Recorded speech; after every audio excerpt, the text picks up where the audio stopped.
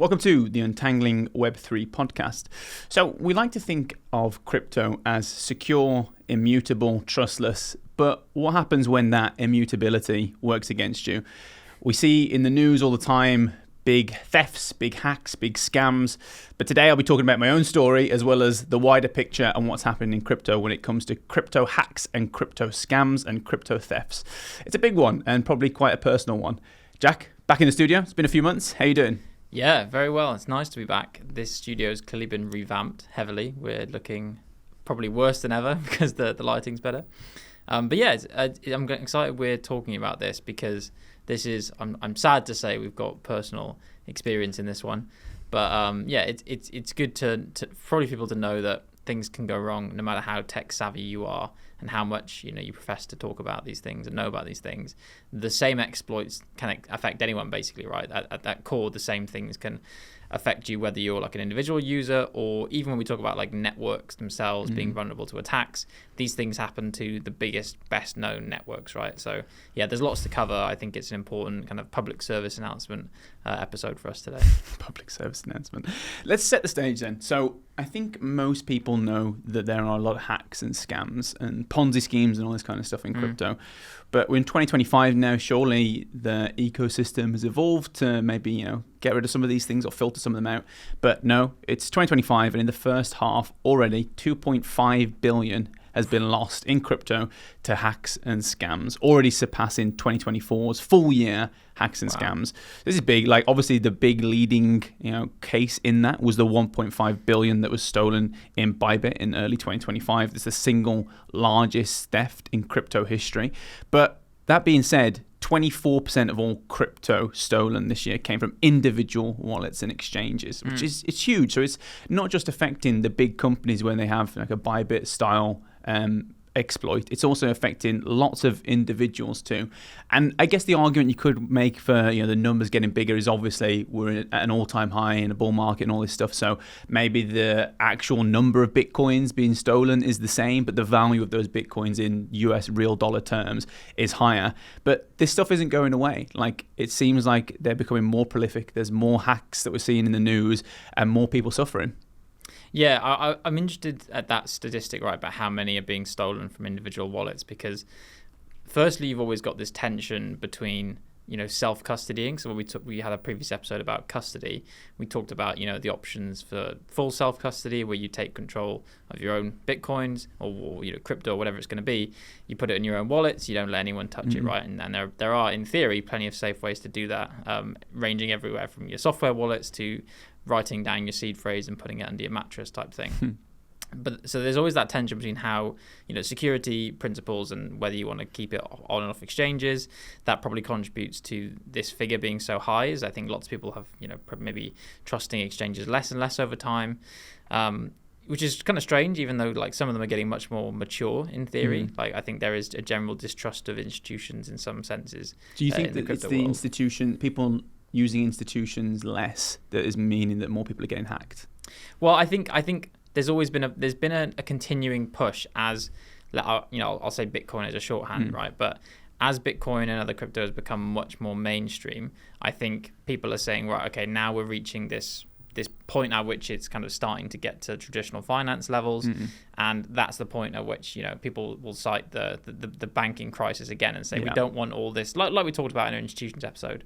The people who are worried about the centralization risks and everything of all this money being in the traditional banking system and finance sector, they then have been pushing for a long time to like take your crypto off exchanges. So there is a big movement in that, and I do wonder if that contributes to it. Or the other thing I was going to mention was, how much is this to do with the sophistication of like social engineering attacks in the age of AI, right? So did you see Sam Altman the other day was basically saying all of the means we have today for verifying like humanness on your banking apps, like whether it's voice recognition, all this stuff, it's basically not cut out anymore, right? So I think that, I wonder if that, because we don't know what's causing these these loss of funds in the individual cases, right? Or do we? I've seen some of the ones are around like you think you're on a website that is hosted by, say, a Bybit or something like this, and you're interacting with them, but they have like a hidden software underneath that is actually means it's not their hosted website, and you're exchanging and doing this stuff with the wallet, and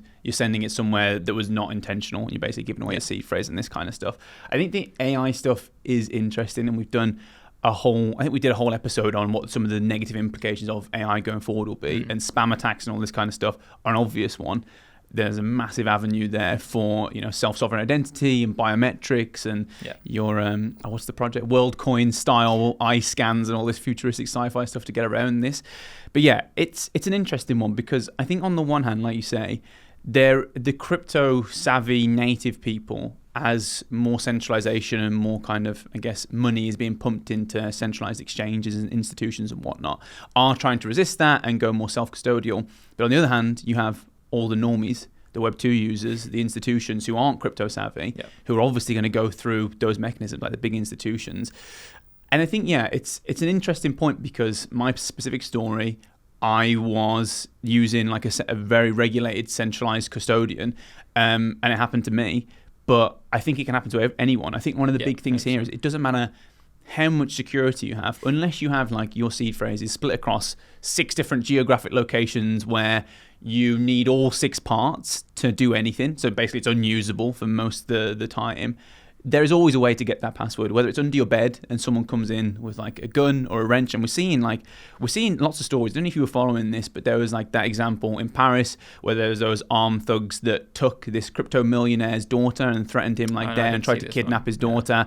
And luckily he got away from it. But we're seeing more and more stories about industry leaders, big KOLs, basically people with, I guess, a bit of a kind of a public persona that are in the crypto space being threatened in certain countries. And you don't expect it to happen in like the modern world, but obviously it does.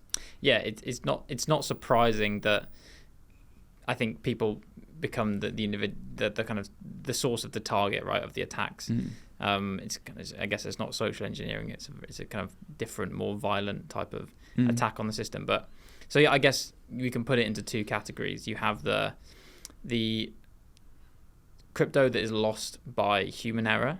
Right, and the one I think of here is kind of funny is, did you see there are a lot of bitcoins that are supposedly Satoshi era bitcoins that moved recently? Okay. So that all these coins that Satoshi or early miners mined, we're not sure which belongs to who or whether they're all Satoshi, but basically there's this whole chunk of them that could be, and then a big dormant whale wallet full of these bitcoins moved, and they moved it all in one transaction, right? Okay. And I saw people online basically saying, wow, like, even if this is Satoshi or one of the OGs, the earliest miners, that is ballsy to do it in one transaction. They said they didn't even use a test transaction, right? So I think it speaks to the fact that no matter how confident you are in just the user error side of things, I'll always use a test transaction. 100%. Just send a penny, send a pound or something before you move, the big numbers like the £10 or the £100, right? Yeah, which is something we have in TradFi now. Like even when you were sending something to an account number or a sort code, you'd be like, oh, well, is this real? But they've obviously improved that UX by associating it with a name, and they'll check the accounts to be like,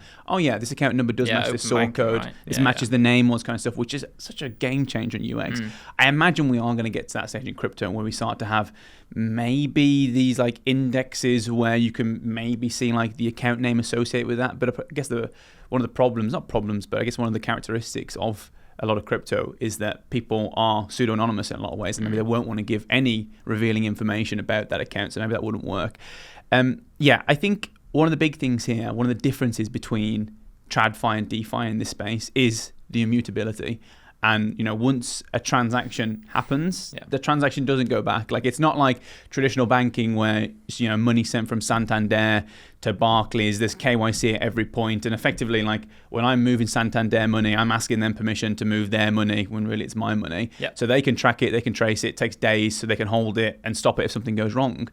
With crypto, it's very different. Like, it can be sent to an address in the middle of nowhere, And no one can stop that. Once the transaction's on chain, like there's no way to reverse that. And that is one of the beauties of the network, but it's also on the flip side can lead to some of the issues with hacks, thefts, and all this stuff. Yeah, and this is interesting also, again, talking about like, this can affect anyone from users to exchanges.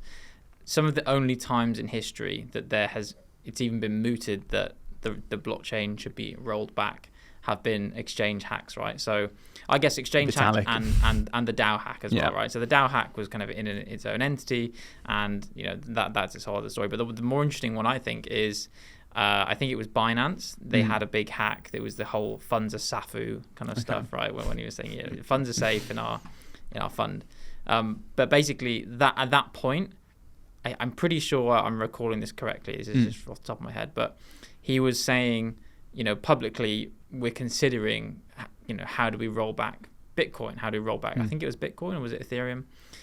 It was one of the big two. And they were saying, like, how do we roll back the chain to undo this loss of funds from the hack, right? And that was met with huge derision in the community. Everyone was like, you obviously can't do this. This is terrible. And also, what precedent does that set if, just one of the exchanges can force a rollback? Even though objectively, it probably would have done a net good. It would have restored all the funds of these users that have been lost. But it's that conflict with the principles of the blockchain that you said. And if you're not a big exchange, you've got no hope in hell. That's kind of the bottom line for us mortals. That's the tricky thing is, like, subjectively, you're like, this is a good thing. Like, if, say, there is a big theft and you can stop it and roll it back, you should. But then it's like, okay, where does that line stop? Either you've got to be completely objective and you say, we never roll back ever. And once a transaction's on chain, like, it's on chain, it's immutable. Like, but if all of a sudden you have big players that can influence the network future by saying, okay, this has affected us personally, we're going to roll it back, it really does change the dynamics of the entire ecosystem, and one of the three core characteristics of blockchain technology in so many ways. And obviously the best example is Ethereum versus Ethereum Classic, and that split there and how it divided the community. But in that case, most of the network was on board with rolling it back, which I think is fascinating. Yeah, it's an interesting one for sure. Should we talk about the? Yeah, let's get into the real meat of this, because I want to know. So for context, a few weeks ago or a few months ago now. 3 months. Over 3 months ago. Yeah. Wow, time goes quickly. Time goes. Yeah. I get a mysterious message from Alec saying, funds are not SAFU. Basically, he says, I've had an issue. Bear with me. No. So I don't know the full details of what happened here. Oh wow! So they tell all for you as well. This is a tell. Yeah, I'm just looking forward to listening to the story. You're excited. I remember when I told you, actually. Let's go into the story first. So basically, what happened was, it was 3 months ago. I was on a night out with some friends. It was in London, central London, and I was in like smoking area at the time. Don't smoke, but I was just chilling out there. And I was on my phone, as you are, on a night out, just messaging my partner, I think at the time. And someone just comes along out of nowhere and snatches my phone and disappears. Like, there was a group of them and they completely disappeared. And, that's all she wrote. Like, couldn't find it, was stressed out, was like, what the hell? What do I do now? And you'd be hard pressed to find someone in London who hasn't heard of someone that happened to someone they know, right? I've had that. Multiple people have had I've seen that it happen in London. Like, it's a shame, but like, it is a reality, especially on, like, you have people that go past on scooters. That's the classic example. And obviously face fixed to phone, you're just staring, they snatch phone. I think one of the problems are that we are so like reliant on UX that right now, if you biometrically sign in, it's open for a certain amount of time, right? And you can access all the apps and all this kind of stuff. So this happened to me. I was like, damn, okay, can't find it, need to get back. Police, obviously tried to call the police, didn't get through immediately. Tried to get back to my house. I was like, I need to get my laptop, lock the phone down. Went back, and by the time I'd gotten home, it was like 30 minutes later, 20 minutes later, something like that, reasonable time. I went on my laptop and saw emails coming through from Coinbase being like, transaction sent. I was like, crap, how the hell have they got into my Coinbase? Like, I've got 2FA, I've got biometrics. Like, it shouldn't be possible to get into that without like having some kind of like verification, right? And then I was like, guys, tried to call Coinbase. It took a while to get through, as it does. They're obviously a busy service, like everyone's trying to use them. So by the time like I got through, another transaction was sent through, and it was like, okay, that's basically all my Bitcoin gone. Right. And I was like, that was a lot of money. Like, I had saved that over the course of like 4 or 5 years, hadn't touched it. And then a couple of minutes later, it was like, suspicious activity detected. We're going to lock down your account. And I was like, okay, well, And that's another email you're getting. That's the third email. So 2 emails. One, attempt to move my Cardano, moved. this is at night time as well. Yeah. An account they hadn't touched in a long time.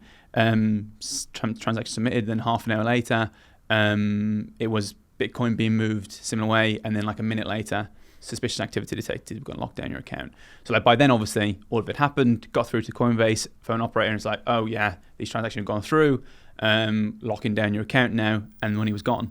And there's nothing you can do in that situation. I was sat there like, I know how this works. I know how this plays out. Like, I don't think I've done anything wrong here. Like, I've got all the security set up on there, and somehow they've managed to transfer almost all my savings out of my crypto account. Yeah, so maybe just for people who haven't used, crypto wallets on their phone before, what are those security measures that were in place and you thought were protecting you? What steps are there normally if you're going to go and send funds somewhere? So usually, like right now, when I use the app, it is every time you're trying to send a transaction or get onto the Coinbase account specifically, you biometrically sign in. So it doesn't matter if I'm biometrically signed into my phone. To go onto Coinbase, I have to re-sign in with the biometrics. So if I unlock my phone now, I pass it to you, you can't get into my Coinbase account because you don't have my biometrics, you don't have my password. And then when I send transactions, there's a further degree of verification, typically 2FA. But like 2FA, this is an interesting thing I've seen now in security settings, which didn't happen when I first downloaded Coinbase and set it all up, was that 2FA linked to the same device obviously isn't that powerful, right? Yeah. Because I'm on your phone, message through, I'm on your phone. I always wonder this, it's like, or prove you're signing into your Google account, like prove you're holding the phone. And it's like, well, it's the same phone. Exactly. But now with so I've seen they've changed it recently where they have like passkeys and authenticators separate to the device, and then that enforces you have another degree of biometric signing to get into that passkey or to get into that device. So however it happened, I still don't know. They managed to get through that because I was on my phone, wasn't on Coinbase, hadn't touched that app for like 4 days, and they got through and sent all the money out without having to verify anything. That's interesting. So I'm just trying to get inside the mind of this. Do you feel like this is someone who was intending to drain a crypto wallet when they grabbed your phone, or opportunistic? Or was it opportunistic? Have they just stolen a phone? And because it seems really, what was the time span between you losing the phone and that first email saying, someone's sending your funds out, basically? I think it was like maybe 20 minutes, like 15 minutes or something like that. That sounds pretty premeditated, right? It sounded quick. It sounded really quick. And I think and we'll talk a little bit about it later on, but when you look at the transactions on chain, which again is another beautiful and terrifying thing, being able to trace the transactions and know exactly where it's gone, where it's transparent theft. It's horrible. It's because you're just watching the screen, being like, "Where's it gone to?" And I'm in the space and now to trace these things. So I'm looking at it, being like, "Transaction sent. It's gone through mixers, gone through exchanges." It didn't seem like it was completely a novice in the space. It seemed like they had some understanding or experience with this stuff. Whether it's targeted, impossible to say, right? I was on a night out, I can't tell whether it was targeted or not. But like you say, I think one of the things we are seeing in the space is more and more people are being, if you've got a profile, I guess, in the space, will know you're in crypto, you are a target. Today's episode is sponsored by the VeChain Foundation. Now, we often talk about how emerging technologies like blockchain have the potential to revolutionize sustainability, and VeChain is at the forefront of this green movement with initiatives like VBetterDAO. Let's take a closer look. Imagine tracking small actions like recycling at low cost, making them valuable assets. These verified records build a massive collective impact, benefiting people through their own actions. Sound a bit complex, but VeChain made it fun. Explore our apps at vbetter.com. VeChain's goal is to power a new era of sustainable solutions. So if you've got an app idea or just want to earn rewards for small, sustainable actions every day, go check out vbetterdao.com to find out more. And now, back to the show. This is what I was going to ask, right? So I was trying to establish, do you think it was premeditated for wallet theft, or basically attacking your phone, getting your phone to get your crypto, or was it getting your phone and then opportunistically getting your crypto?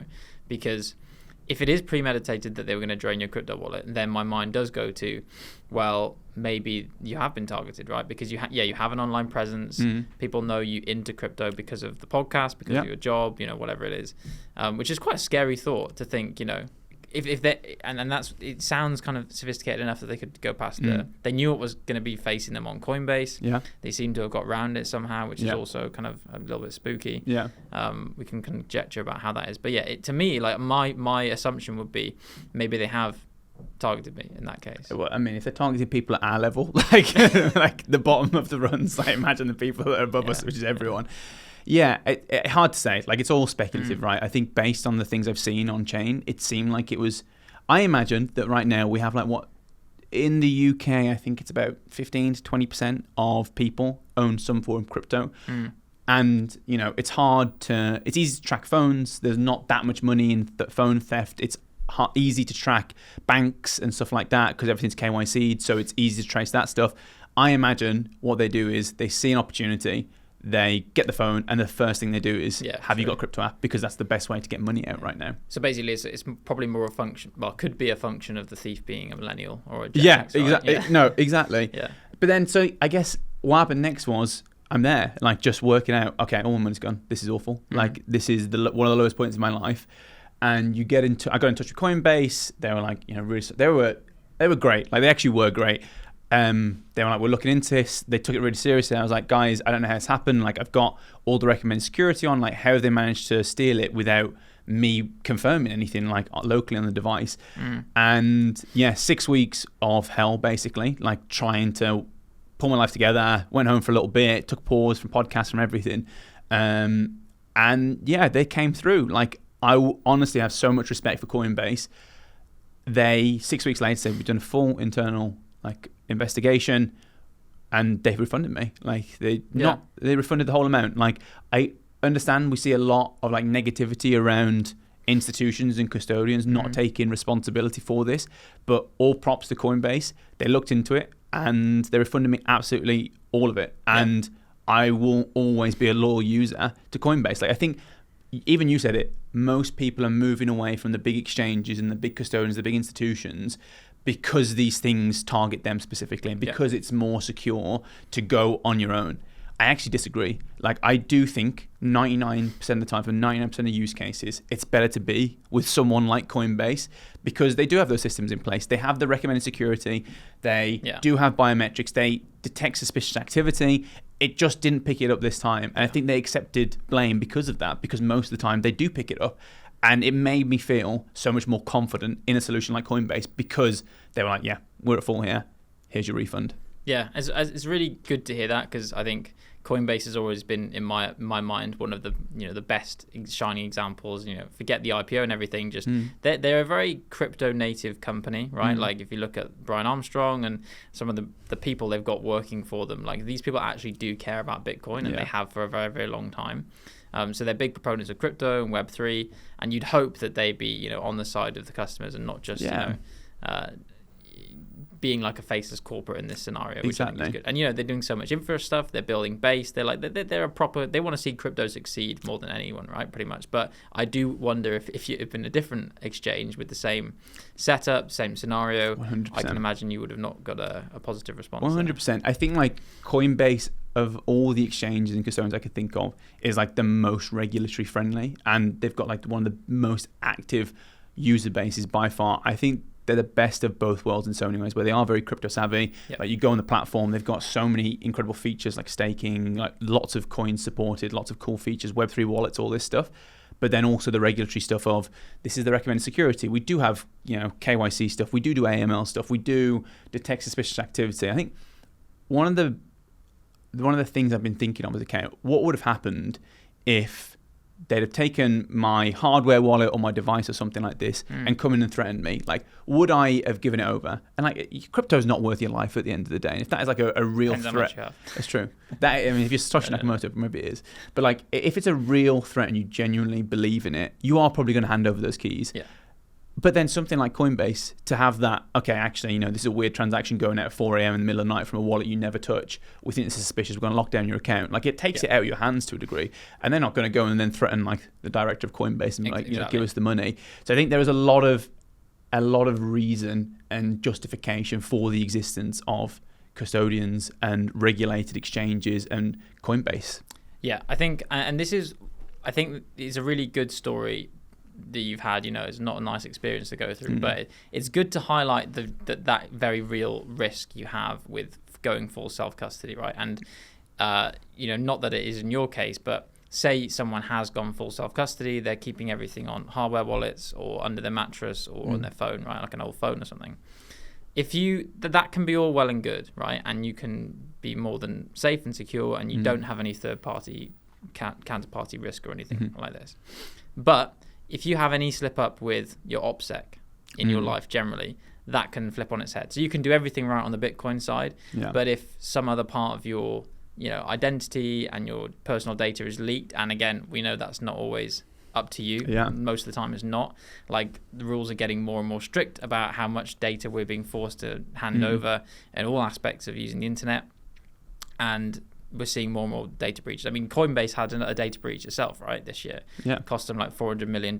I mean, I don't know if I think they paid the users back, didn't they? Pay users. What was I saw it was the Brian Armstrong one. It's like they wanted 100 million hackers, and he was like, "We're not going to pay them, but we'll pay 100 million for anyone that can help us identify them," which I thought was pretty cool. And then they also paid a lot of the users back. So again, like, having these big crypto savvy exchanges, custodians that are regulated and trying to operate in the more traditional TradFi space is powerful. I think it's really valuable for users. It's a sad story. Like, the 6 weeks were awful, but then to get it back and like actually kind of come out of it with like a lot of learnings was really powerful. Weird one. Well, I hope it never happens to you again, Alec, because it sounds pretty rough. I remember I told you the most awkward reaction. You were like, we're on camera, and you're like, oh yeah, what's been going on? And I was like, yeah, I had all my crypto stuff, and you did that awkward face that most British people do when they don't interact. You're like, Well, to be honest, I was worried it was something even worse, right? I was, it was very unlike Alec to cancel meeting up or anything, and like I was like, what this must be bad. So when I found out, it was just a couple of weird one. I think, like, on the other point around new avenues for attacks as well, another one that I saw that kind of made me think about this whole story and self-custodial keys and seed phrases and all this kind of stuff. I saw one on Cursor recently. Like, I use Cursor all the time, and vibe coding is obviously everywhere, and there was this like understanding what you're deploying and people understanding less and less about what they're deploying, because you're getting more non-technical people going into coding and just using Cursor and doing one sentence deployments of apps and dApps and all this kind of stuff. And the example was this blockchain developer who's very experienced in the space, was deploying a Cursor dApp and didn't know all the dependencies. One of the dependencies was from an external server that they didn't know anything about, and effectively you saw this one, and it mirrored their laptop and got their seed phrase, which is held locally on the laptop, and took 500k in Ethereum. Like, the attack vectors are getting smarter and smarter, and I think as users are understanding less and less of what they're doing because of things like Cursor and because of things like ChatGPT, the attack vectors will become bigger. Well, that's interesting. Like, that is a great example of, you could argue, the attackers are getting smarter and smarter as the humans are getting dumber and dumber, right? And they're just relying on non-technical. I mean, that is a really interesting case of, someone who you'd think could be tech savvy, or maybe is getting like the Dunning-Kruger effect, right? They're thinking they can go and dabble in crypto and do all this stuff, and then they've just gone and exposed their private keys. That's a really bizarre one. And in terms of not just the attacks being more sophisticated, but a lot of the complexity around crypto in many ways is increasing in terms of, like, so I guess you have systemic risks that affect people, right? And whether you can, have your fund, you can lose your funds, like things like the Ronin bridge attack a few years ago and Axie and everything. So you have these kind of network level exploits, which are becoming more and more common as you get more and more layers of blockchain stacked on top, and you have more and more security stuff on top. Arguably, the user side of it has probably got a lot better. Like, in theory, the security side has got better. It's more on that OPSEC side, I think, and more on the data leaks, data brokers, all this stuff. It's so much easier to impersonate or find out the minimum viable information you need to mount one of these attacks. Like, I don't know if you've ever seen those YouTube channels where they try and like trap the scammers from like call center scams and stuff, right? I have. Like, it's crazy the lengths they go to do this, and like they'll stay on a case for days and days and days to do it. So I'm a little bit. How do you feel about, now you've been through this experience, are you confident in using crypto in future, or are you going to be more careful? I'll definitely be more careful with my phone.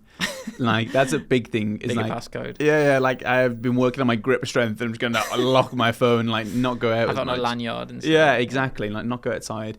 No, I think it's definitely made me more confident in Coinbase, like, as an app. Like, going through their security, speaking to their kind of user support and whatnot. I was very impressed with everything, and it really did help me. I think anyone that's involved in the crypto space, anyone with a public profile, should be more aware. Like, the amount of people that I spoke to after and told the story, and they were some of the guests that are coming on next week as well. Owen, for example, you speak to them, that I told them how it happened. They're like, "Oh, I didn't even know. Like, I used that as well. I had 2FA, the exact same device. Like, actually, that's not very secure." And like, you tell people, and they're like, "Oh yeah, I've got the exact same setup. That could have happened to anyone." Yeah.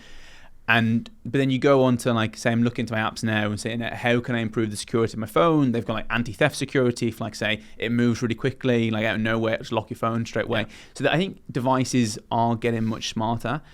I think it's just one of the things with crypto we have to be aware of, is that the fantastic capabilities that we like to kind of tout as like world changing, like immutability, have downsides in that immutability can work against you if you're not careful. And I think the people in the space so far have been very crypto savvy, and that's changing. Like I say, 20% of people in the UK, 25% of people in the US right now have crypto in some form. They don't understand necessarily what a seed phrase is or how immutability can impact them. They are reliant on custodians and exchanges to basically handle all the risks for them, and they just press a button. And I think it's when you're working with a regulated exchange, that is fine. That's completely fine. When you're working with a less regulated exchange, like Binance or something like this, like a lot of the hacks that we've seen and say money that's gone missing goes through Binance. Like, that is an example of an exchange you have to be careful with, for example. Overall, I'm still 100% in crypto. Like, I love it. Yeah. But it's mad how your life could kind of change. Like the flip of a coin. Yeah. Like, well, I was going to say, for me, it's like, I have always been not down the full self-sovereignty route and the full self-custody route. I think, for some of the reasons you said, the personal risks are higher, and the personal error risks and error rate is much higher. But also, like, I've always had enough trust in certain, companies like Coinbase. Like, Coinbase I've used for like nearly a decade now, probably. I've never had an inkling that I trust them less than, say, my bank. Yeah. And what you've gone through sounds very similar to, the process that would happen if you got tricked into sending money, via your current bank and the current financial system. Like, there, your FCA protections for losses against things. You probably have plenty of banks that will refund you in the same scenario, right? Because they have reserves set aside for these things, because at the end of the day, they want to keep you as a customer. Yeah, they care about that user experience, and they care about protecting users. And like, it was surprising to see that a company like Coinbase would act like a bank, basically, like a traditional bank, and that is refreshing. Yeah, which is ironic because it's kind of coming full circle. Yeah, it's like it's almost like some version of the weak times create weak men. It's like good decentralized money creates weak. Yeah, I know. I think I know. You know what I'm saying? But I'm basically saying, like, now we're like, actually, the banks can help us sometimes, and if they're in the there's a place for it. Exchange, I know, like, the crypto is often touted as removing all intermediaries and trusted parties and all this kind of stuff, but it's not. There's a place for them. There's always going to be a need for them and a place for them. Yeah, I think those funds are still out there as well. Like, that's one of the mad things about this transparency is that you can see those funds still, and I can see what's happened, the transactions and all this kind of stuff, and it's frustrating in a way. That is an interesting point, right? So just to clarify, you're saying you were refunded like the cash equivalent in Bitcoin, or? Yeah, I was refunded the Bitcoin equivalent of the Bitcoin, but not the exact Bitcoin. They're out there stolen. Yeah, exactly. Like that kind of stuff at a dormant address. And like, it's still working with Metropolitan Police on this stuff. That's been another eye-opener, is interacting with, a kind of traditional police force in these cases, and seeing what their understanding is of this stuff. So far, it's been 3 months.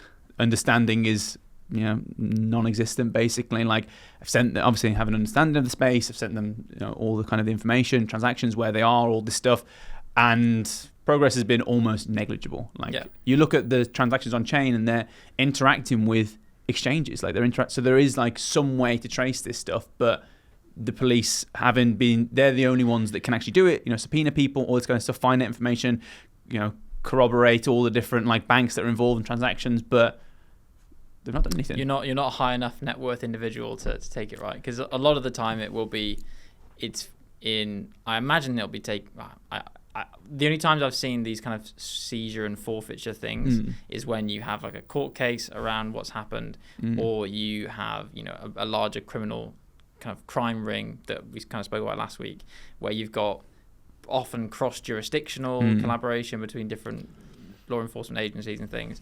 So yeah, I can imagine maybe you're going to be unlucky with if you wanted to double your money and get it all back. But when I told the police the number that was involved, like, let's be honest, it was 40k, right? It was 40 USD equivalent. They were like, wow, it's a big amount of money. We're definitely going to work really hard on this. And it's been 3 months and like there's been no deliverables. I get that this stuff is complex and maybe they're not like understanding the space, but 15 to 20% of the UK population owns this stuff right now. It should be treated in the same light as we treat like traditional cash theft, but it's actually simpler in a lot of ways in my mind to actually trace this stuff because there's so much transparency there, because we know all the interactions, everything's on chain. I just don't think they're taking it seriously. And I can understand, like, after all this happened, I can understand why so many people move to places like Dubai. Because you're like, in Dubai, this wouldn't have happened, right? There would have cracked down. There's no crime out there, no tax, all this kind of stuff. And kind of thinking, like... What aspect wouldn't have happened? You mean the actual physical theft? There wouldn't have been theft. Like, obviously, theft in big metropolitan European cities is high compared to places like Dubai. There's lots of reasons for that, like bigger population, all this kind of stuff. But yeah, I can understand why someone in crypto would move out there. And this kind of added to that feeling in a lot of ways. So are you going to be... jumping ship shortly? I thought about it. Like, it's kind of like I'm paying taxes, like lots of income tax. You're paying capital gains tax on crypto nowadays. Like, what does that go into? Like, the government and the police haven't protected me in this sense. So it's like, yeah, maybe I'm still like a bit negative on that front, but maybe we'll move to Dubai. Who knows? Wow. Okay. So let maybe just to bring it back 1 second as we kind of close this up to where you are now. Have you still been tracing these funds? Like, do you check them every day? Of course, I'm looking at it. Like, most of them are at a dormant address, and I'm just looking at it. Dormant as in, so what's it been doing? Nothing. So it's like forever. Freshly made address, a few interactions before it into there and sat. Interesting. And it's like, let's see what happens when it moves. Well, maybe they've forgotten their private key. Oh man, yeah, that would be great. There's no real winner on their side. Yeah, exactly. That's my hope. But let's see.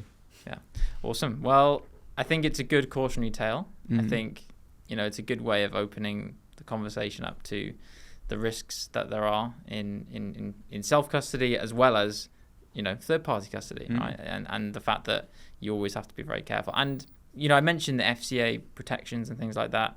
It is important to note that there is not parity yet. Like, what happened to you it's an exception in the case that not everyone's going to get robbed every day, and it's also an exception in the case that not every exchange is going to be refunding you, and they're not going to do it every time, right? Yeah. So it is kind of an exception in both